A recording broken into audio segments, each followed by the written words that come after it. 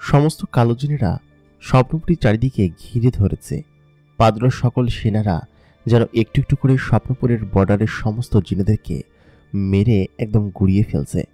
স্বপ্নপুরী এমন একটি রাজ্য যেখানে কিনা তাদের সামরিক শক্তি খুবই কম, কারণ তারা খুবই ছোট। তবে এই ছোট রাজ্যের সমস্ত সেনারা অনেক বেশি যোগ্যতা সম্পন্ন। তারা একজন প্রায় 1-150 জিন করে মারছে। তারপর তারা নিজেরাই মারা যাচ্ছে, কারণ এত জিনের সঙ্গে পারা সম্ভব নয়। পাদ্র, তার সেনাপতি কাফকা এবং আশেপাশের আরও রাজ্যের সমস্ত সৈন্য যদি মেলানো হয়, তাহলে তাদের রয়েছে কয়েক কোটি সেনা। সেই সেনার কাছে কয়েক লাখ সেনা তো একদমই নস্যি। তারা বর্ডারের সমস্ত কিছু ভেদ করে ভেতরে প্রবেশ করে ফেলল, কারণ বর্ডার খুব দ্রুতই বেষ্টনী ভেঙে ফেলেছে। পাদ্র শক্তির কাছে এই বেষ্টনী কোনো কিছুই না। তবে হ্যাঁ, পাদ্র যদি কোনোভাবে এটাকে খুঁজে না পেত, তাহলে সে কোনো কিছুই করতে পারত না। এই একটা ক্ষমতা এখানকার সমস্ত জিনিসের কাছে আছে এবং জিনেদের কাছে আছে। অনেক দূরে পাদ্র আকাশে উঠছে। তার শরীর থেকে সেই বলয় বের করে ফেলল এবং তারপর সে তাকিয়ে দেখল যে সামনে কি ঘটছে, কারণ সে জানে কিছুক্ষণের মধ্যেই সে ওইখান থেকে সমস্ত কিছু নিয়ে চলে আসতে পারবে। পাদ্র তখন তার সকল সেনাদেরকে হুকুম দিল যে ওই জিনিসটা আন্ডারগ্রাউন্ড থেকে নিয়ে আসতে পারবে তাকে আমি সহস্র মুদ্রা এবং নারী সহ নানান ধরনের জিনিস উপহার দিব, যা সে আগে কখনো পায়নি। সমস্ত সেনারা একদম মরিয়া হয়ে উঠল। সেনাদের যেসব সেনাপতি ছিল, মূলত তাদের উদ্দেশ্যেই এই উপহার ঘোষণা করা হলো। আর তারা ছাড়া এগুলো তো কোনো সেনা আনতেও যাবে না। তবে সকল সেনাটা তখন আরও বেশি মরিয়া হয়ে উঠল সমস্ত কিছু ভাঙচুর করতে। ওদিকে স্বপ্নপুরীর রাজা, উপদেষ্টা তারা আকাশের উপরে ভাসছে। খানিকক্ষণ বাদেই এই চারপাশের বেষ্টনী ভেঙে তারা পুরোপুরিভাবে ভেতরে ঢুকে যাবে। চারিদিক থেকে এরকম অবস্থা, প্রায় সমস্ত সুরক্ষা বেষ্টনী ভেঙে তারা ভেতরে ঢুকে পড়েছে।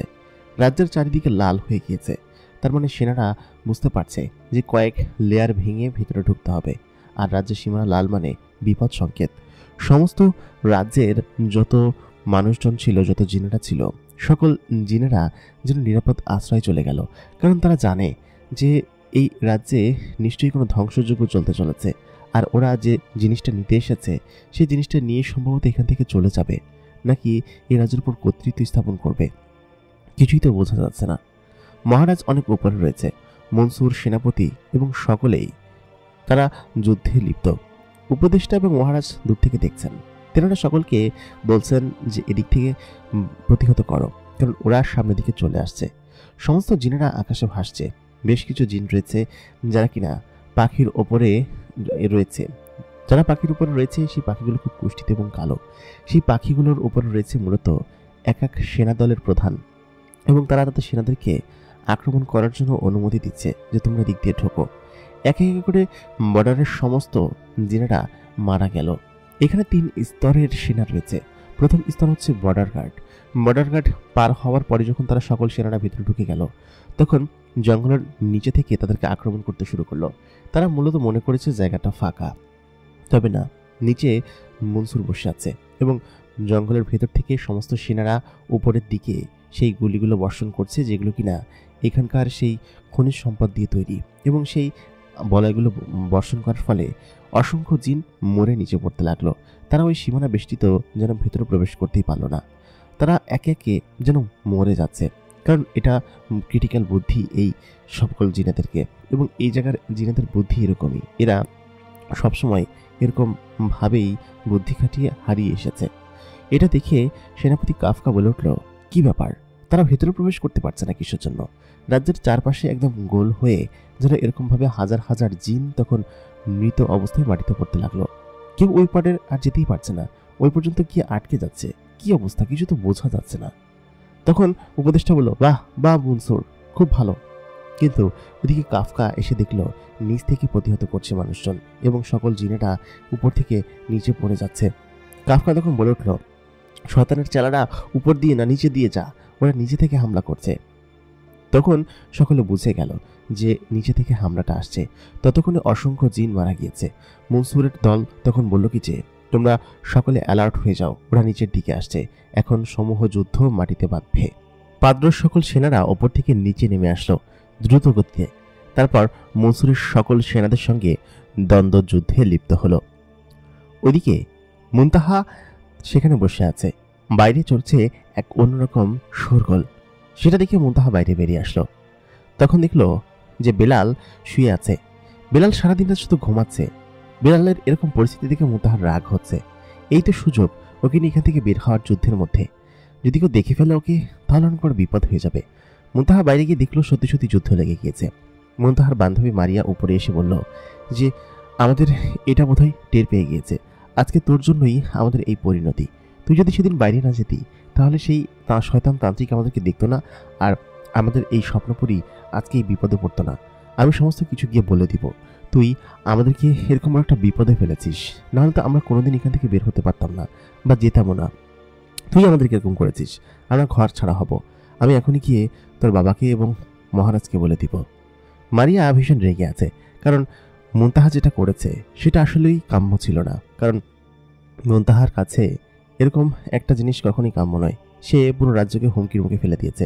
মারিয়া তখন মুনতাহাকে বলল যে তুই থাক, আমি এখনই গিয়ে বলে দিব। মুনতাহা তখন বলল, এখন বললে কি হবে বল? কিছু হবে? কিচ্ছু হবে না এখন বললে, বরঞ্চ তোরা তোদের বান্ধবী হারাবি। তাতে করে আলটিমেটলি কি হবে? যেটা ঘটা সেটা ঘটে গিয়েছে। কিভাবে সবকিছু থেকে বাঁচা যায় সেসব চিন্তা কর। আগে একটু হেল্প কর আমাকে। কিন্তু মারিয়া কোনো কথা শুনল না। মারিয়া সেখান থেকে চলে গেল উত্তরের দিকে, সম্ভবত যুদ্ধ রণক্ষেত্রে গিয়েছে। মুনতাহা কি করবে কিছু বুঝতে পারছে না। সে ঘরের ভিতরে প্রবেশ করে দেখল যে বেলাল তখন ঘুম থেকে উঠে বলদের মতো দাঁড়িয়ে আছে এক কোনায়, মানে একদম ছিমছাম। চারিদিকে কি হচ্ছে ওর কোনো ভ্রুক্ষেপই নেই। মুনতাহা তখন বলল, সারাদিন পরে পরে ঘুমাও আর এখানে উঠে বসে থাকো। তোমার সমস্যা কি বলো তো? তোমার জন্য আজকে এই পরিস্থিতি হয়েছে। তখন বেলাল বলল, কি হয়েছে আমি কিন্তু কিছু বুঝতে পারছি না, আর বাইরে এত শোরগোল কিসের জন্য? তখন সে বলল, বাইরে যুদ্ধ লেগেছে, বাইরে আমাদের রাজ্যকে ধ্বংস করা হচ্ছে শুধুমাত্র তোমার জন্য।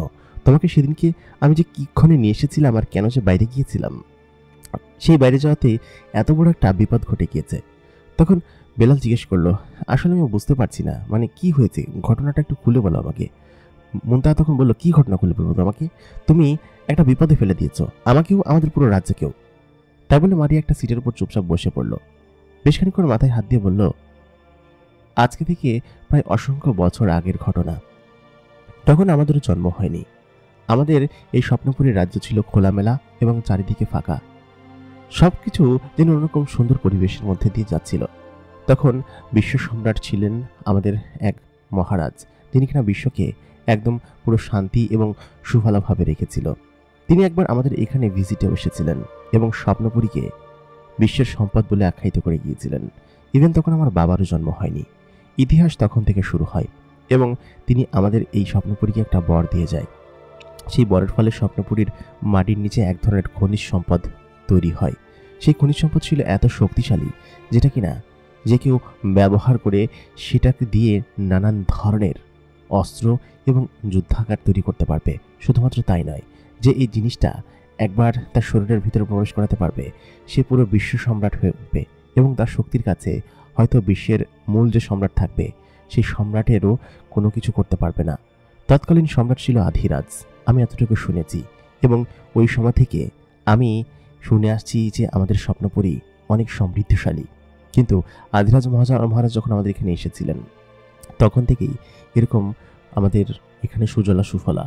তারপর থেকে আমাদের রাজ্যের উপর নানান ধরনের বদ জিন এবং খারাপ জিনদের নজর পড়তে লাগলো।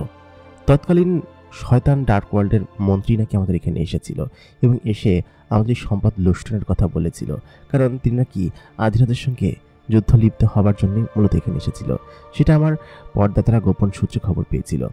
তারপর তিনি আধিরাজ মহারাজের কৃপায় এবং সমস্ত কিছুর বলয়ে এই সীমানার চারিদিকে একটা এমন সীমান্ত তৈরি করে যে দিয়ে কেউ প্রবেশ করতে পারবে না। তবে তাতে কোনো লাভ হয়নি, কারণ আধিরাজের মৃত্যুর পর আমাদের এই সীমান্ত অনেকেই হামলা করার চেষ্টা করেছে এবং এই জিনিসটা লুণ্ঠন করার চেষ্টা করেছে। কিন্তু আমার পূর্বপুরুষরা সেই জিনিসটা প্রতিহত করেছে এবং এটাকে এমনভাবে সুরক্ষা বেষ্টনীতে ঘিরেছে যে আমরা সমস্ত জিনেদের ওইখান থেকে আলাদা হয়ে গিয়েছি এবং কেউ আমাদেরকে তখন আর খুঁজে পেত না, কেউ আমাদেরকে দেখতে পেত না। এমনভাবে আমাদের এই জিনিসগুলো আলাদা করা হয়েছিল যে সম্পূর্ণ সকল রাজ্য থেকে আমরা আলাদা। আজকে থেকে প্রায় 300-350 বছর আগের ঘটনা। তখন আমাদের রাজ্য আমরা এখানে নিয়ে আসি। আমাদের এই পুরো স্বপ্নপুরী এক জায়গা থেকে অন্য জায়গায় নেওয়া যায় এবং সেটা আমাদের পূর্বপুরুষরাই তৈরি করেছিল। এই গ্রহের মধ্যে এমন খনিজ সম্পদ রয়েছে যে খনিজ সম্পদ যে কাউকে মুহূর্তের মধ্যে শক্তিশালী করে তুলতে সম্ভব। তবে সেটা অবশ্যই খারাপ বা ভালো মানবে না। খারাপ হলে খারাপ, ভালো হলে ভালো। তবে আমরা আসলে বুঝতে পারছিলাম না যে এত বড় একটা বিপদ ঘটে যাবে। তারপর যা ঘটার তাই ঘটল।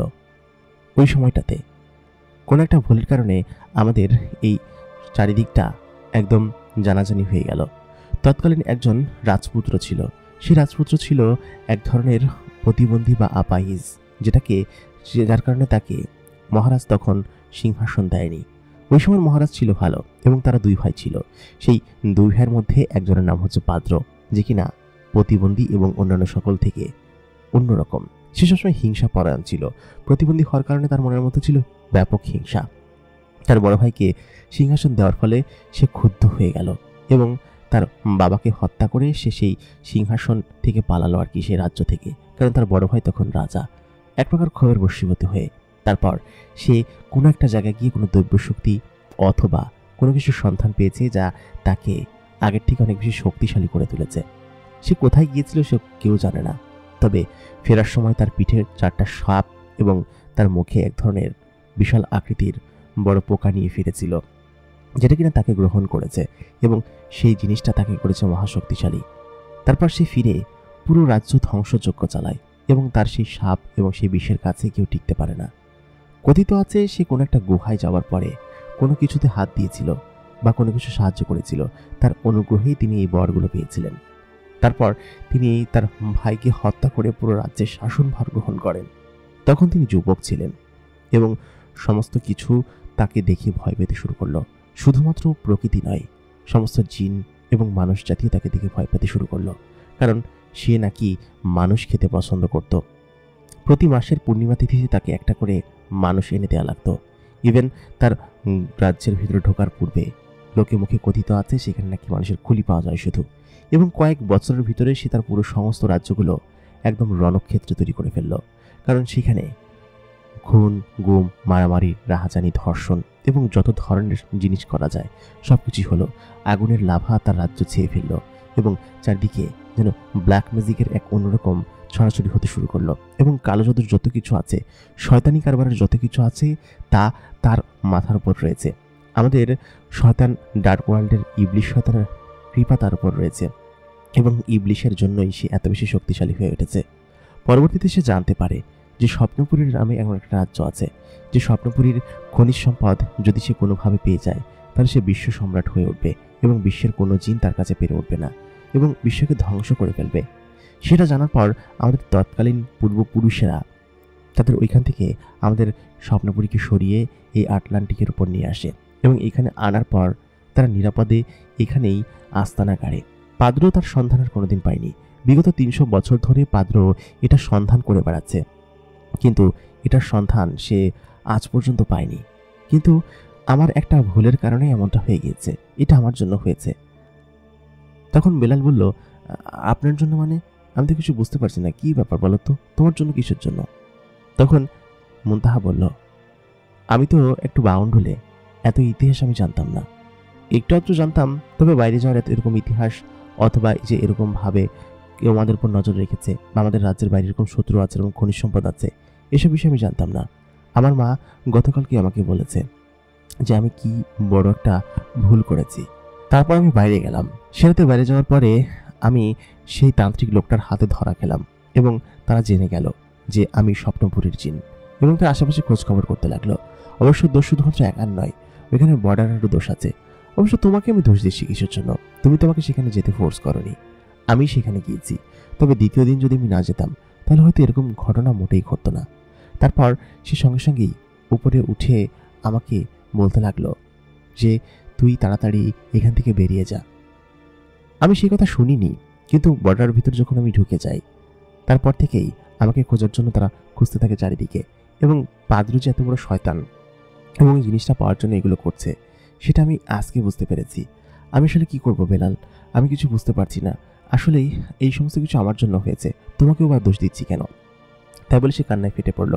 বেলাল সঙ্গে সঙ্গে উঠে মুনতাহাকে ধরে বলল, তোমার কিছু হবে না, সমস্ত কিছু একদম ঠিক হয়ে যাবে, তুমি চিন্তা করো না, দেখো আল্লাহ অবশ্যই সবকিছু ভালো করবেন।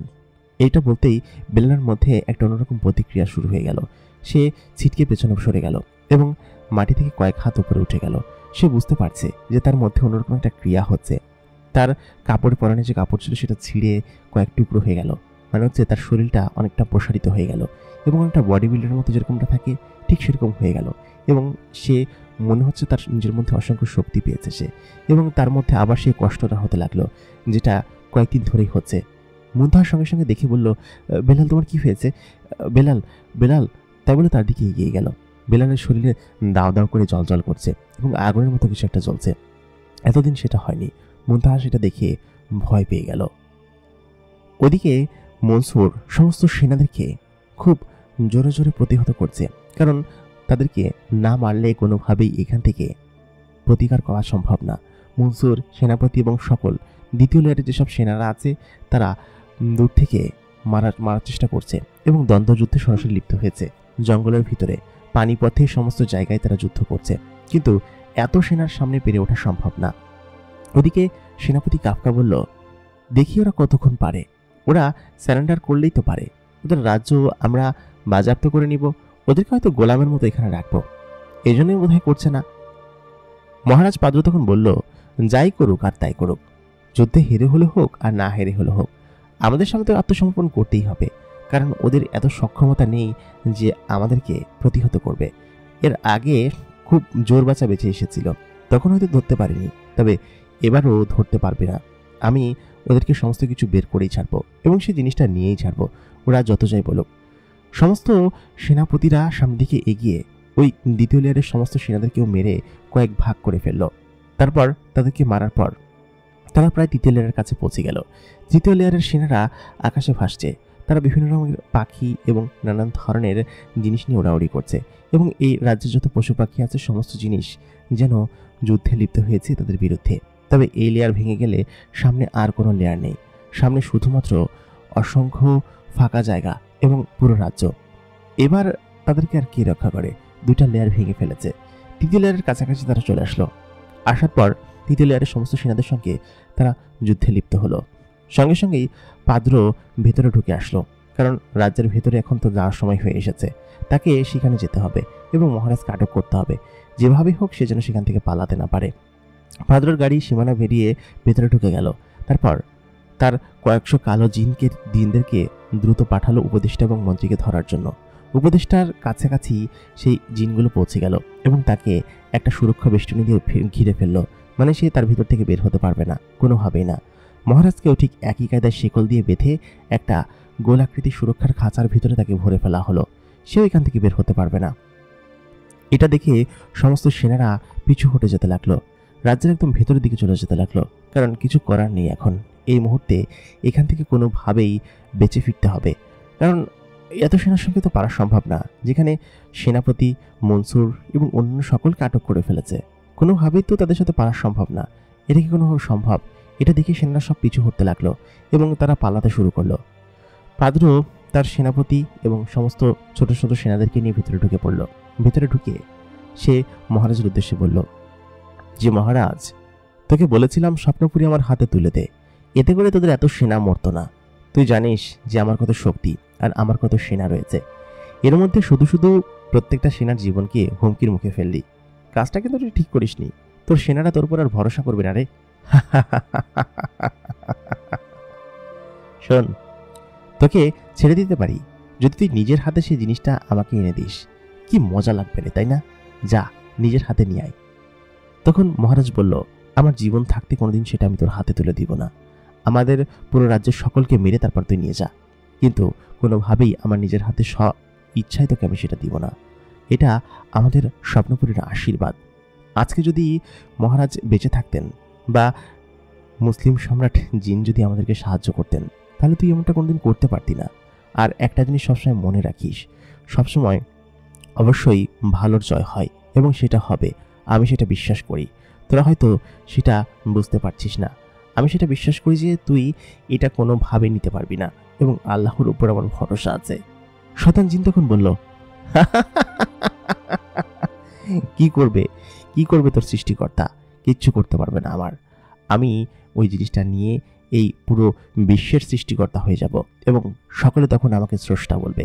তখন সকলে আমাকে সিজদা করবে, আমাকে সালাম দিবে, সমস্ত কিছু করবে। তখন উপদেষ্টা হেসে বলল যে এত গরিমা করে, এত অহংকার করে, আল্লাহ তার পতন এই পৃথিবীতেই দেখিয়ে দেয়। তোর পতন হবে, খুব শীঘ্রই হবে। সে সঙ্গে সঙ্গেই উপদেষ্টার উপর একটা বলয় ছুঁড়ে মারল। আগুনের বলয় তার ডান কাঁধে লেগে সে ছিটকে নিচে পড়ে গেল। চারিদিকটা কেমন যেন অন্যরকম ধোয়া ধোয়া পরিবেশ। দূর দূরান্তে আগুন জ্বলছে, অসংখ্য সেনারা আহত হয়ে কাকুতি মিনতি করছে এবং সমস্ত রাজ্যবাসীর মধ্যে এক অন্য ধরনের ভয় মুখের উপর কাজ করছে, কারণ তারা এখন হেরে গিয়েছে এবং এটা পুরো রাজ্যে ছড়াছড়ি হয়ে গিয়েছে।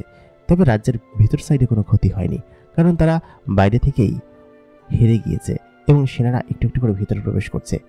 সকল সেনারা ভয়ে পালাচ্ছে। কি হবে কিছু বোঝা যাচ্ছে না। নিশ্চয়ই স্বপ্নপুরী বাজেয়াপ্ত হয়ে গিয়েছে এবং এই স্বপ্নপুরী এখন পাদ্রর হাতে। পুরো বিশ্ব এখন হুমকির মুখে, কারণ যেভাবেই হোক পাদ্র যদি জিনিসটাকে পেয়ে যায় তাহলে সে পুরো বিশ্বকে ধ্বংস করে ছাড়বে। তার এমনিতেই যে শক্তি, সেই শক্তির কাছে এরা কেউই পারবে না এবং সকলেই হয়তো এরা নস্যি। ঠিক তখনই চারিদিকটা যেন কালো মেঘে ছেয়ে গেল পুরো স্বপ্নপুরী। এরকমটা কখনো হয়নি।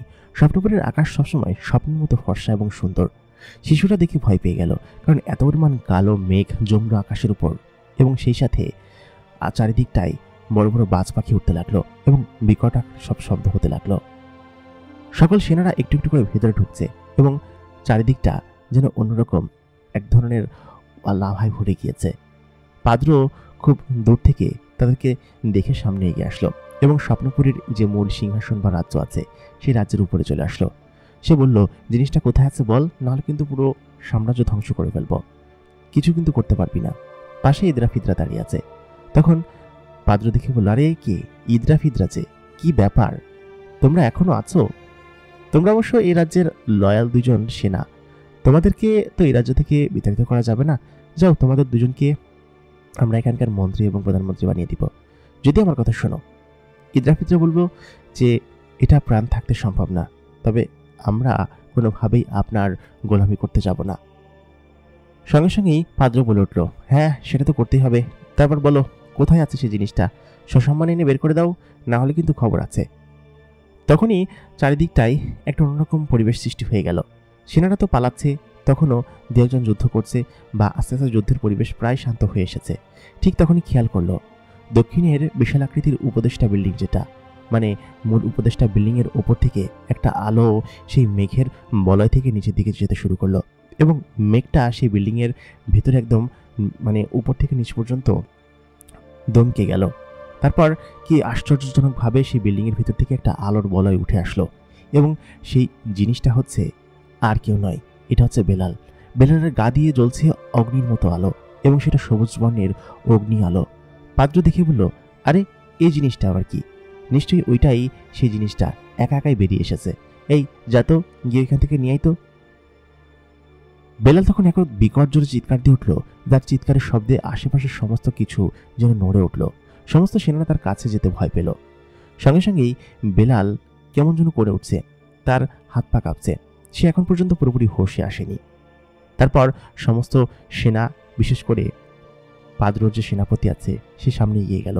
আরও 4-5 জন সেনাপতি যারা ছিল তারা বাকি নিয়ে সামনে এগিয়ে গেল। তারা মনে করেছে যে এই জিনিসটাই মনে হয় সেই সম্পদটা। তারপর তারা যখন কাছে গেল, কাছে যাওয়ার সঙ্গেই বেলাল হুঁশে আসলো। হুঁশে আসার পর বেলাল তখন সকলের গলা চিপে ধরলো তার সমস্ত হাত দিয়ে এবং এক চিপ দিয়ে তাদেরকে এমনভাবে মেরে ফেললো যে হাওয়ায় মিশে গেল তারা সেকেন্ডের মধ্যে। বেলাল তখন বুঝতে পারছে তার মধ্যে চলে এসেছে এক অনন্য দৈব্য শক্তি, যেটা কিনা সে এর আগে কখনো দেখেনি। তার মধ্যে ধ্বংসযজ্ঞের এক অন্য রকম শক্তি চলে এসেছে।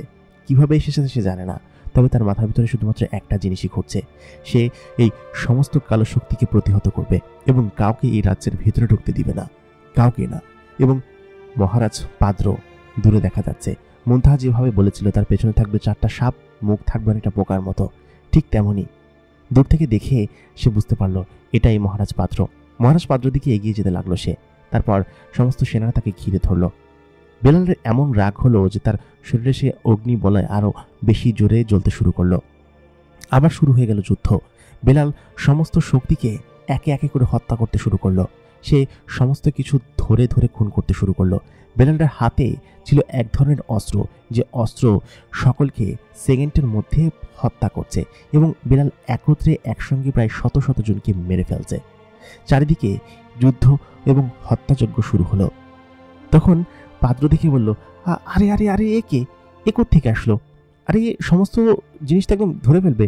এই সমস্ত সেনারা তৈরি হও। আমার সেনাপতি কোথায়? এই কাফকা তুমি কই? তাড়াতাড়ি আসো। কি হচ্ছে এসব? তখন দেখলো কাফকা নিচে বড় ইমারতের নিচে চাপা পড়ে আছে। কাফকা তখন উঠে এসে বলল, মহারাজ, এ কি জানি না, তবে আমাদেরকে একটু রক্ষা দিচ্ছে না। আমার মতো সেনাপতিকে সে ফেলে দিয়েছে নিচে। আমি তো কিছু বুঝতে পারছি না। সেনাপতি তখন বলল, দ্রুত যাও, গিয়ে ওকে কিছু একটা করো। এ তো পুরো আমাদের সমস্ত জিনিস সর্বনাশ করে যাচ্ছে। এ কে রে ভাই? ও এমনভাবে সকলকে মারছে, গুলির গতিতে এক জায়গা থেকে আরেক জায়গায় যাচ্ছে এবং সমস্ত সেনাদেরকে ধূলিসাৎ করে ফেলছে। উপদেষ্টা সঙ্গে সঙ্গে সেখানকার প্রধানমন্ত্রী, মানে হচ্ছে প্রধান যে উপদেষ্টা আছে, তিনি এবং মহারাজ সকলে দেখে অবাক হয়ে গেল। তাদের মুখে যেন বিস্ময়ের সীমা। এ কে? দেবদূতের মতো এসে আমাদের সমস্ত সেনাদেরকে বাঁচাচ্ছে আর প্রতিহত করছে সমস্ত শয়তান সেনাদের।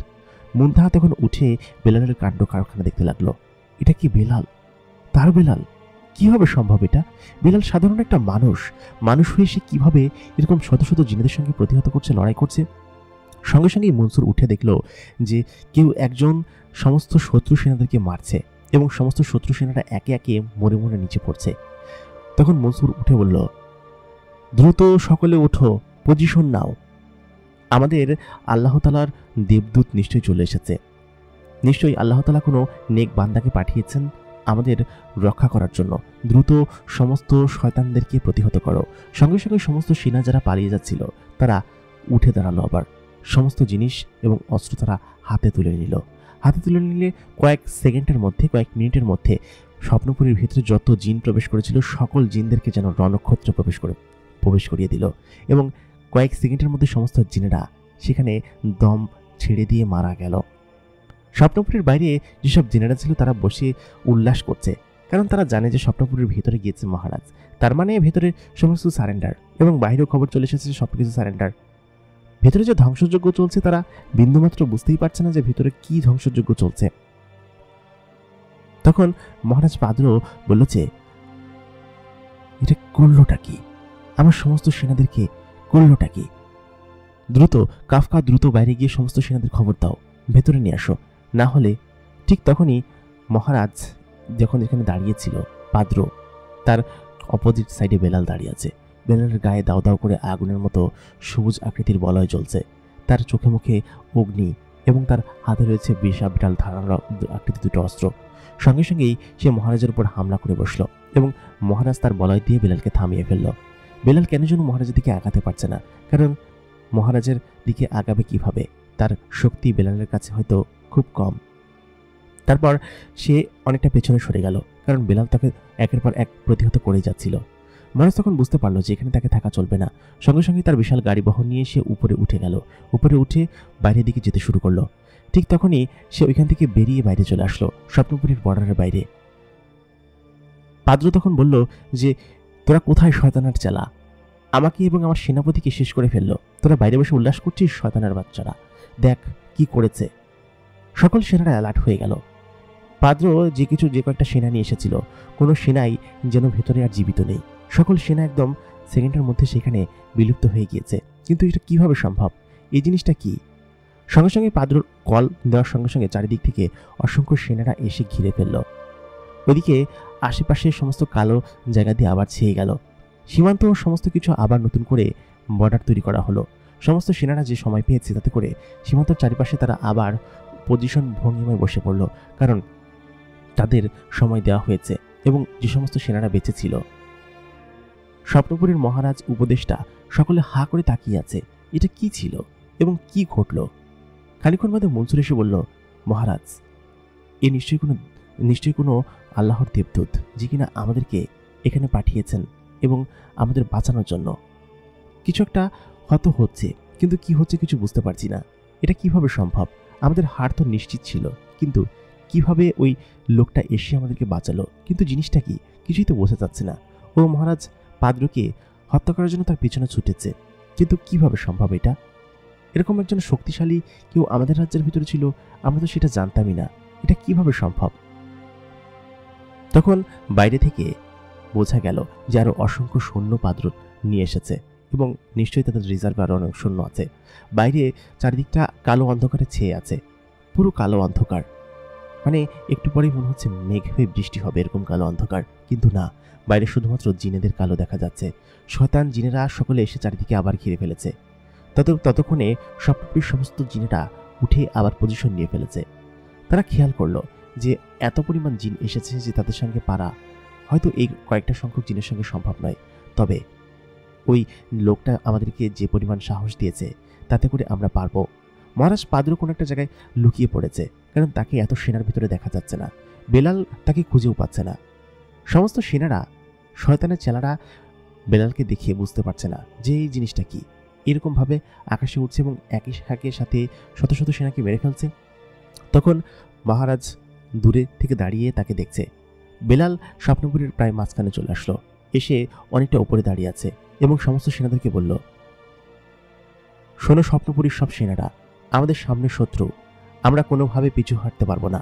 আমরা দ্রুত এই সমস্ত সেনাদেরকে এখান থেকে বিতাড়িত করব এবং সমস্ত কিছু এখান থেকে আমরা নিয়ে সরে পড়ব, কারণ এই সমস্ত সেনারা আমাদের কাছে কিচ্ছু না। তোমরা অনেক শক্তিশালী এবং তোমাদের মধ্যে রয়েছে হাজারটা জিনের শক্তি। তোমরা পারবে, তোমরা পারবে।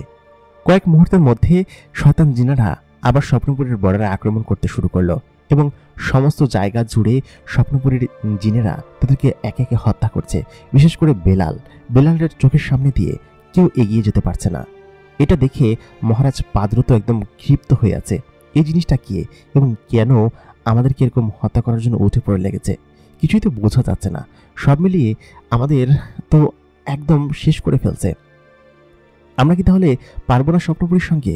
কোনোভাবেই না। কি হচ্ছে এটা কিছুই তো বুঝতে পারছি না। চারিদিকে সমস্ত জিনেদের সঙ্গে দ্বন্দ্বযুদ্ধ লেগেছে, একে অন্যকে হত্যা করছে। বেলাল তখন উড়ে গিয়ে মহারাজ পাদ্রর কাছাকাছি ঢুকে গেল, কারণ স্বপ্নপুরীর বাইরে মহারাজ পাদ্র কোনো একটা জায়গায় আশ্রয় নিয়েছে সমস্ত সেনাদের মাঝখানে। সে পাদ্রর সঙ্গে গিয়ে হত্যাযজ্ঞ চালাতে শুরু করলো এবং পাদ্রের আশেপাশে যত জিন ছিল সমস্ত জিনদেরকে মারতে শুরু করলো। ততক্ষণে স্বপ্নপুরীর সমস্ত জায়গা একদম প্রতিকূলে চলে এসেছে। হঠাৎ করেই উত্তরের আকাশে দেখা গেল উত্তরের যে মহারাজ ছিল, যে স্বপ্নপুরীর বন্ধুরাজ্য ছিল, সেখান থেকে সেনারা এগিয়ে আসছে।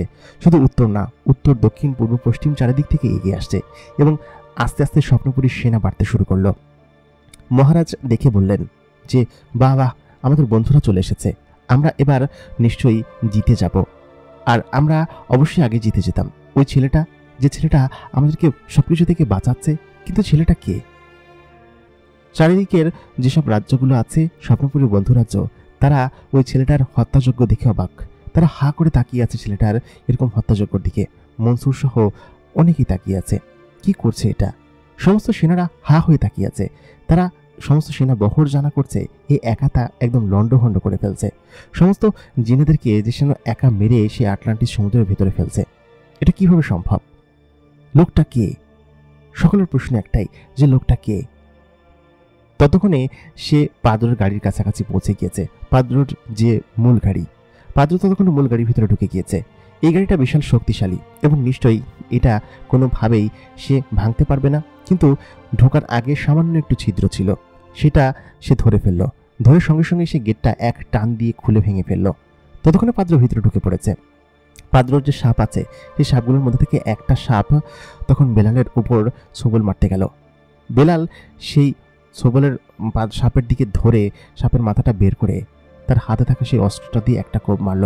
কোপ মারার সঙ্গে সঙ্গেই পাদ্রর চিৎকারে আশেপাশের সমস্ত সৃষ্টি যেন নড়ে উঠল, কারণ তার একটা শক্তি ততক্ষণে কাটা পড়ে গিয়েছে। সে ওটাকে ফেলে সঙ্গে সঙ্গে আরেকটা ধরে ফেলল। আরেকটা ধরে সেটার উপরে দিল কোপ। কোপ দেওয়ার সঙ্গে সঙ্গেই পাদ্রর আরেকটা সাপও কেটে পড়ে গেল। পাদ্র তখন এত জোরে চিৎকার মারল যে তার চিৎকারের শব্দে আশেপাশের সমস্ত সৃষ্টি যেন একদম চেঁচামেচি করে উঠল। পাদ্র তখন ভিতরে ঢুকে গিয়েছে। তার দুই পাশের দুইটা শক্তি নষ্ট করে ফেলেছে বেলাল। এবং পাদ্র ভেতরে ঢুকে তার সেই যানটা চড়ে সেটাকে স্টার্ট দিল। কিন্তু ততক্ষণে অসংখ্য জিন বেলালকে ঘিরে ফেলেছে এবং পাদ্রকে নিরাপদে সেখান থেকে নিয়ে যাওয়ার জন্য পাদ্র গাড়িতে উঠে সেখান থেকে দৌড়ে নিচের দিকে চলে গেল এবং তার গাড়িটা কোথায় সেকেন্ডের মধ্যে হারিয়ে গেল সে নিজেও বুঝতে পারল না। সেকেন্ডের মধ্যে সমস্ত শয়তান জিনেরা স্যারেন্ডার করে ফেলল। কারণ হচ্ছে এখানে আর তাদের কোনো শক্তি চলবে না, কারণ তাদের নিজের মহারাজ এখান থেকে পালিয়েছে। চারিদিকের সমস্ত সেনারা সমস্ত কিছু যেন এই রাজ্যের চারিদিকে সারেন্ডার করে বসলো, কারণ কিছু করার নেই। তাদের সেনাপতি পালিয়েছে, তাদের মহারাজ পালিয়েছে, নিশ্চয়ই তারা এখন এখান থেকে পালাবে। যারা পালাতে পেরেছিল তারা পালিয়ে সেখান থেকে চলে গেল, কিন্তু বাকিরা যারা স্বপ্নপুরী রাজ্যের ভিতরে রয়েছে এবং আশেপাশে রয়েছে তারা তো নিশ্চয়ই পালাতে পারেনি। স্বপ্নপুরী যেসব বন্ধু রাজ্য ছিল তারা সকলে সেনারা এসে সমস্ত কিছু আটক করলো এবং যত জিন ছিল কালো এবং শয়তান জিন সকল জিনদেরকে বন্দী করলো। চারিদিকে যেন যুদ্ধক্ষেত্র এবং রণক্ষেত্র লেগে রয়েছে। বেলাল অনেক উপরে উঠে সমস্ত কিছু দেখছে এবং চারিদিকটা যেন ধ্বংসযজ্ঞে এক প্রকার অন্যরকম পরিবেশের মতো হয়ে গিয়েছে। তারপর চারিদিকে সমস্ত সৈন্যরা এক এক করে স্বপ্নপুরীর দিকে আসতে লাগলো। স্বপ্নপুরী অনেক আহত হয়েছে। আস্তে আস্তে কালো মেঘ কেটে যেতে লাগলো কেন যেন। স্বপ্নপুরীর আকাশ যেন প্রতিকূল পরিবেশে চলে এসেছে। তাহলে কি স্বপ্নপুরীর বিজয় হয়েছে? কিন্তু এটা কিভাবে সম্ভব? এটা তো আদৌ কোনোদিন সম্ভব ছিল না। যদি অন্যান্য রাজ্যের সমস্ত সেনারা আমাদেরকে সাহায্য করত তাও তো সম্ভব ছিল না। মহারাজ সেটা ভাবলেন এবং বসে বসে তার উপদেষ্টাকে বলছেন, এটা কিভাবে সম্ভব হলো? আমরা তো কিছু বুঝতে পারছি না। এটা ইতিহাস হয়ে গেল যে এই প্রথম স্বপ্নপুরীর মধ্যে এতটুকু ছোট একটা রাজ্যের এত বড় একটা মহারাজ এসে হামলা করার পরেও পালিয়ে গেল। কিন্তু ওই লোকটা কে ছিল যে কিনা দূতের মতো এসে আমাদেরকে সাহায্য করলো? কোথায় সে? আমরা তাদেরকে দেখতে চাই। চারিদিকটা যেন ধোঁয়ায় ঢেকে ছিল। আকাশটা অনেকটা কালো, কিন্তু সেই কালো মেঘ এবং ধোঁয়া কেটে যাচ্ছে। বেশ খানিক্ষণ পর আকাশের উপর একটা দীপ্তমান কাউকে দেখা গেল। সে জলজল করছে। সে আস্তে আস্তে ভেসে নিচে নেমে আসলো স্বপ্নপুরীর একদম মাঝখানে। সমস্ত সেনারা তার দিকে তাকিয়ে, সমস্ত মহারাজরা তার দিকে তাকিয়ে, উপদেষ্টা, মুনতাহা, এমনকি মারিয়া পর্যন্ত, যে কিনা একটু আগেও ভেবেছিল যে বেলালের কথা জানিয়ে দিবে। মুনতাহা তো দেখতে পাচ্ছে যে এ আমার বেলাল এবং আমার বেলাল আমার সমস্ত সেনাদেরকে, আমার ভাইদেরকে, আমার রাজ্যকে বাঁচিয়েছে। কিন্তু এটা কিভাবে সম্ভব? মনসুর বেলালকে দেখে চিনতে পারল। মনসুর অবাক, আর সঙ্গে সঙ্গে সমস্ত রাজ্যবাসী তার দিকে তাকিয়ে আছে, কারণ সে একটা দেবতা হয়ে আমাদের সমস্ত কেউকে বাঁচিয়েছে এবং একটা অন্যরকম শক্তি দিয়ে আমাদেরকে বাঁচিয়েছে, যা কিনা আদতেও এই রাজ্যের কেউ ভাবেনি কখনো। সুরক্ষা বেষ্টনী নেই রাজ্যের চারপাশে, কিন্তু তবুও শত্রুপক্ষ পালিয়েছে। কিছুক্ষণ বাদে দুজন সেনা এসে বলল যে মহারাজ পাদ্র পালিয়েছেন এবং তার দুটো শক্তি এই ছেলেটা নষ্ট করে দিয়েছে, দুটো শক্তি কেটে ফেলেছে। যদি কোনোভাবে তাকে পেয়ে যেত নিশ্চয়ই পাদ্র এখান থেকে পালাতে পারত না এবং তাকে হত্যা করত। পাদ্রর শক্তি অর্ধেক কমে গিয়েছে এবং সে নিশ্চয়ই এখানে আসবে না। আর সে আমাদেরকে নিশ্চয়ই অনেক ভয় পেয়েছে, কারণ সে স্বপ্নপুরীতে এর আগে সেরকম কোনোদিন পড়েনি। এর আগে তো আমরা তার কাছ থেকে পালিয়ে গিয়েছিলাম, কিন্তু এবার সে আমাদের কাছ থেকে পালিয়ে বাঁচল। সবকিছু হয়েছে এনার জন্য। তখন সমস্ত জিনেরা তাকে দেখে তার দিকে হাত তুলে হাই হাই করতে লাগলো এবং বলল, আমাদের রক্ষাকর্তা, আমাদের রক্ষাকর্তা। সমস্ত শয়তান জিনেরা তখন আটক অবস্থায়। বেলাল আস্তে আস্তে নিচে নেমে আসলো। বেলালের আস্তে আস্তে সেই আগুনের লাভাটা কমে যাচ্ছে, কারণ তার মধ্যে থেকে সে রাগটা নিভে যাচ্ছে। সে আস্তে আস্তে নিচে নেমে আসছে এবং নিচে নেমে আসতে আসতে সে যখন মাটির কাছাকাছি আসলো, মাটিতে পড়ে সঙ্গে সঙ্গে সে অজ্ঞান হয়ে গেল এবং তার সে শরীরের যে ফোলাভাব, তার শরীরের যে শক্তি, সেটা আস্তে আস্তে মিলিয়ে গেল এবং বেলাল বুঝতে পারছে যে সে আস্তে আস্তে মানুষে পরিণত হচ্ছে এবং এতক্ষণ যা ছিল তা সে না। বেলাল মাটিতে পড়ার সঙ্গে সঙ্গেই সে অজ্ঞান হয়ে যাওয়ার মতো অবস্থা। ততক্ষণে মুনতাহা তার কাছে এসেছে। তার কাছে এসে মুনতাহা তাকে কোলে তুলে নিল, মানে তার কোলের উপর মাথা রাখলো এবং বলল, বেলাল, আমার বেলাল, কি হয়েছে তোমার, বলো। বেলাল ততক্ষণ অচেতন। বেলালের বেশ খানিকটা জায়গায় আঘাত লেগেছে, বিশেষ করে যখন পাদ্র তাকে হামলা করেছিল, উপর থেকে নিচে ফেলে দিয়েছিল, তখন তার কয়েকটা জায়গায় আহত হয়েছে এবং বেলাল তখন অচেতন অবস্থায় রয়েছে। মহারাজ তখন মুনতাহাকে বলতে লাগলো, এ কে আমাদেরকে এরকম দেবদূতের মধ্যে এসে বাঁচালো? মনসুর তখন এসে বলল, বেলাল। এটা কি বেলাল সত্যি তুমি? ততক্ষণে বেলাল অচেতন সম্পূর্ণরূপে। সকলে তাকে ঘিরে দাঁড়িয়ে আছে, এজন্য এই রাজ্যের এক অন্যরকম নায়ক হয়ে উঠেছে। চারিদিকে সকলের মুখে বেলাল বেলাল শব্দ ছুটতে লাগলো এবং সকলে বেলাল বেলাল বলে জয়ধ্বনি দিতে লাগলো। সমস্ত মহারাজরা তাকে ঘিরে দাঁড়িয়ে আছে। কি এই ছেলে? কেনই বা আমাদের স্বপ্নপুরীকে বাঁচালো এবং এর রহস্য কি? একে দেখে তো কোনো জিন মনে হচ্ছে না, এই রাজ্যেরও কাউকে মনে হচ্ছে না। তাহলে কি এ কে? প্রিয় দর্শক, আমাদের এই গল্পের 7ম এপিসোড এখানেই শেষ। 8ম এপিসোডে কি হবে জানতে হলে অবশ্যই আমাদের সঙ্গে থাকুন। আশা করি গল্পটা আপনাদের সকলের ভালো লাগছে এবং কেমন লাগছে কমেন্ট করে জানাতে ভুলবেন না। গল্পের কারোর সাথে কোনো লিঙ্ক পেলে অবশ্যই কমেন্ট করে জানাবেন। আর গিয়ে এতক্ষণ কণ্ঠে আমি আরজে ইমরান আপনাদের সঙ্গে ছিলাম। এত সুন্দর গল্প আপনাদেরকে উপহার দিচ্ছি, সেই উপহার স্বরূপ আপনারাও অবশ্যই কিন্তু আমাদেরকে উপহার দেওয়া উচিত। বেশি বেশি করে কমেন্ট করুন, শেয়ার করুন, লাইক করুন এবং আমাদেরকে সাপোর্ট করুন। যারা এখন পর্যন্ত আমাদের চ্যানেলটাকে সাবস্ক্রাইব করেননি তারা অবশ্যই সাবস্ক্রাইব করুন। আর গিয়ে আমাদের চ্যানেলটাকে আরও বড় করার জন্য অবশ্যই যা যা করা লাগে সমস্ত কিছু করুন। আশা করি গল্পগুলো ভালো লাগছে আপনাদের কাছে। ভালো লাগলে অবশ্যই লাইক করবেন, কমেন্ট করবেন, শেয়ার করবেন। দেখা হচ্ছে পরবর্তী এপিসোডে। আজকের মতো বিদায় এখানেই নিচ্ছি। দেখা হচ্ছে পরবর্তীতে। খুদা হাফেজ।